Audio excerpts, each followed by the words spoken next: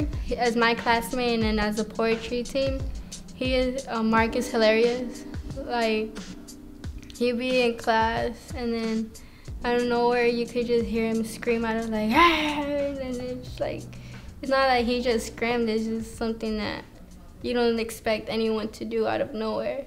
People around him, they kind of like, I think, judge him at first, and they think, you know, oh, like something is different with that guy, you know, like who does he think he is? Why is he like calling himself the king, or other things that like Mark will do.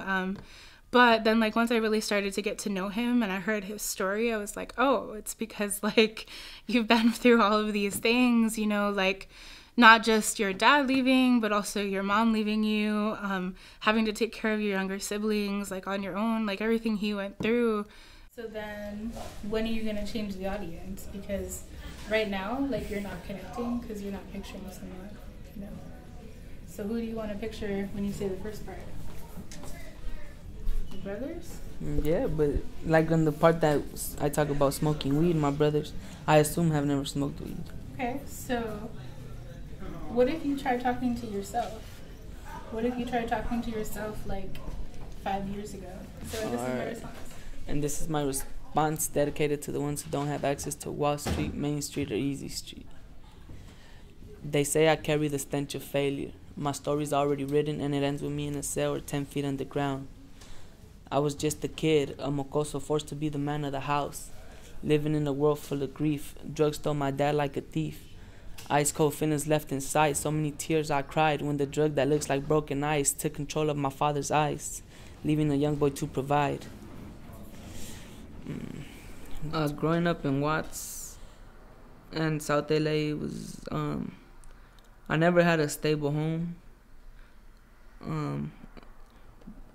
We've been kicked out of multiple houses. Right now, my mom lost custody of us. My dad got deported, so I live with my grandma with 5 other brothers, and it's just been tough. I wouldn't necessarily blame it on Watts or South LA, but it's just been tough.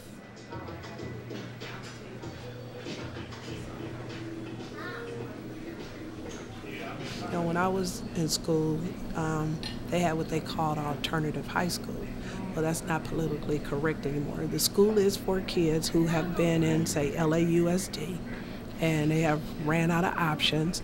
So this school is here for those who need a little bit more love, a little bit more personal care, because the staff of the high school feels that this child can excel, but they need a little bit more personal attention in a smaller environment, and they show them a lot of love.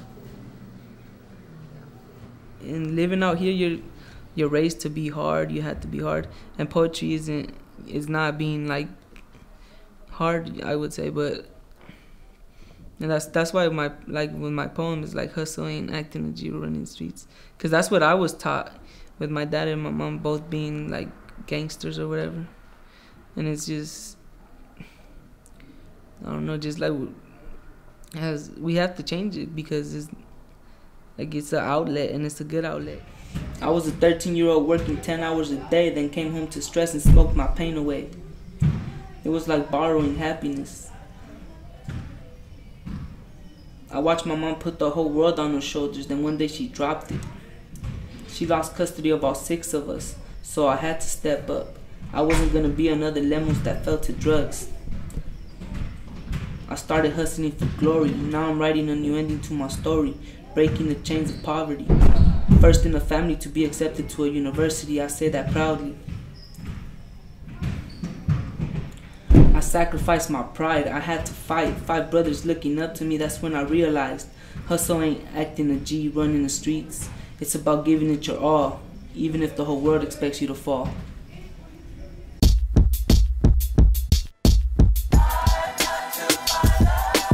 I gotta find my way, yeah, true, look, find a way to make thy name, pave your path, make some change.